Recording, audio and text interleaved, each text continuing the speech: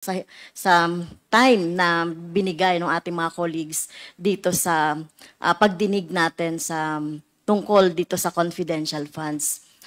Siguro ang tanong ko lang, Mr. Chair, kasi dahil kumbaga nandoon na tayo sa pinakadulo at lumalabas dito na parang natapos kay Fajarda at kay Acosta, Mr. Fajarda Mr. Fajarda as SDO ng DepEd, tsaka Acosta naman yung SDO ng VP.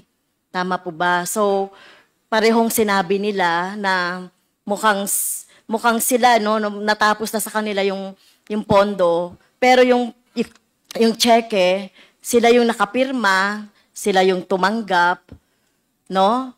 Pero ang nangyayari, Mr. Chair, kung titignan natin ang mga pangyayari, mukhang hanggang doon na lang, yung mga opisyal ng AFP na naging security officer na pinagbigyan nito ay walang accountability dito. So, at binanggit nyo rin po, AFP na yung mag-iimbestiga. So, siguro dapat iba po yung pag-iimbestiga ng AFP sa pag-iimbestiga natin. Kasi we want to know the truth. Ano ba talaga yung nangyari dito sa pondo na to ng mamamayan? Kasi parang, I feel ko lang, Mr. Chair, parang hindi tayo pwedeng tumigil na ibinigay na lang yan dahil nga sa utos ni Vice Presidente. Remember, mga nakapirma doon, mga maliliit na opisyal, si Mr. Fajarda at si Acosta. Malamang-lamang, Mr. Chair, wag naman sana, no? Wag naman sanang mangyari. Baka sila pa, yung mademanda dahil sila yung tumanggap ng cheque, sila yung nagpapalit, pero baka maabswelto itong mga militar, itong mga security officer na tumanggap. Kasi dito lang natin makikita in transparency, no, yung ano ba talaga nangyari doon sa pondo. Bakit nagkaroon ng mga ganitong mga gawa-gawang pangalan o recipient ng mga rewards, ng mga supplies. Meron pa nga, Mr. Chair, no, doon sa ating doon sa ating mga ebidensya. Kung alias yun, RS, dalawang RS sa isang araw, reward, isang 20,000, isang 50,000. So paano nangyayari yon? Ano bang impormasyon na ibinigay nung the same RS siya na parehas lang siya ng pangalan, na magkaiba ng amount, no, at the same time. Kaya ito yung dapat na ipaliwanag noong mga militar na tumanggap or pinagbigyan ni Fajarda, Mr. Fajarda, at saka ni Mr. Acosta. Ako lang, Mr. Chair, hindi lang po kasi ako na nasasapatan na ititigil na natin yung investigasyon doon kaugnay nung confidential fund. So, ano po ba ang dito arrangement? Sila na ba ang Sila na ba ang mag-iimbestiga, yung mga AFP? May time frame ba? At paano tayo makakasiguro, Mr. Chair, na magiging fair and with justice yung Remember, Mr. Chair, 612.5 million ang involved na pera dito. Kasi utos ni Vice President Sara Duterte na ibigay doon sa mga security officer, ginawa naman ng ating mga SDO, ng DepEd at saka ng OVP. Pero kailangan makita natin dito yung pananagutan mismo ni Vice President as siya yung nakalagay po, Mr. Chair, sa JC, sa Joint Circular tungkol sa confidential fund, na the most responsible po doon sa pondo.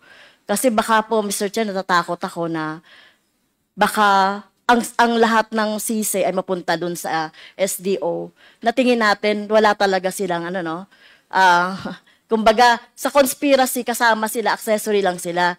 Pero ang may talagang pananagutan dito sa tingin natin ay yung Vice President katulong nung mga security officer. So yun lang, Mr. Chair, yung gusto kong maliwanagan. Bakit tinigil na natin doon? Hindi natin pinatawag yung dalawang security officer na involved o yung tumanggap. Kasi wala silang wala silang band. Unlike yung ating mga SDO, wala silang karapatang tumanggap. So bakit sila tumanggap ng ganitong pera? At kapananagutan nila yan, Mr. Chair. Before we end. Yes, Congresswoman Franz Castro. Thank you, Mr. Chair.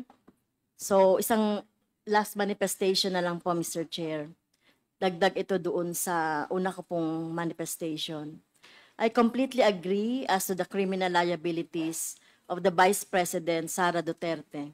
In addition, I would like to stress na isa rin sa napakahalagang tungkulin natin sa Kongreso, particular dito sa House of Representatives, ang tungkulin natin na simula ng imbestigahan o initiate ang investigate or hear ang impeachment ng tinatawag na impeachable officers o matataas na opisyal na hindi maaring tanggalin sa posisyon bukod sa proseso ng impeachment.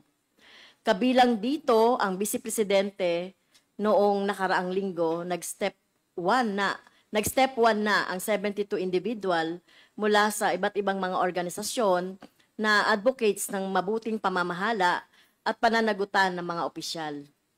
Layo ng People's Impeachment Complaint na i-impeach si Sara Duterte bilang Vice Presidente ng Pilipinas dahil sa pagtataksil sa tiwala ng publiko kaugnay ng 612.5 million confidential funds ng Office of the Vice President at ng DepEd mula December 2022 hanggang third quarter ng 2023.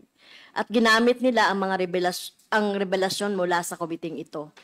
Ito ang acts ng pagtataksil sa tiwala ng publiko na ginawa ng Vice Presidente Duterte.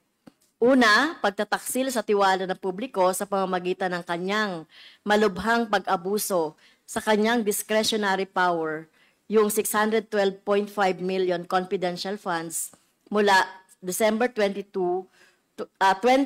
hanggang third quarter ng 2023. Ikalawa, pagtataksil sa tiwala ng publiko sa pamamagitan ng kanyang malubhang pagbabaliwala sa transparency at accountability. Ginagawa niyang katatawanan ang proseso ng audit at pag-uutos sa mga subordinate na maghanda ng hindi kapani-paniwalang mga liquidation reports na sinusuportahan ng mga peking accomplishment reports at mga palsipikadong dokumento. Pangalawa, isumite ang mga ito sa Commission on Audit upang suportahan ang kaduda-dudang paggamit ng confidential funds na hindi naaayon sa mga batas at regulasyon, na nagdudulot ng malaking pinsala sa gobyerno at mga taxpayer. At ikatlo, Mr. Chair, pagtataksil sa tiwala ng publiko na sa pamamagitan ng kanyang kapabayaan sa tungkulin, sa kanyang sadyang pagtanggi na kilalanin ang congressional oversight sa mga deliberasyon ng mga budget at ang autoridad nito na magsagawa ng mga pagtatanong bilang tulong sa paggawa ng batas. Panawagan natin, Mr. Chair, na i-honor ang pagkilos ng mamamayan na nagsampa ng People's Impeachment Complaint. Ang Vice Presidente ay nananatili sa pwesto, mananatiling may hawak sa public funds.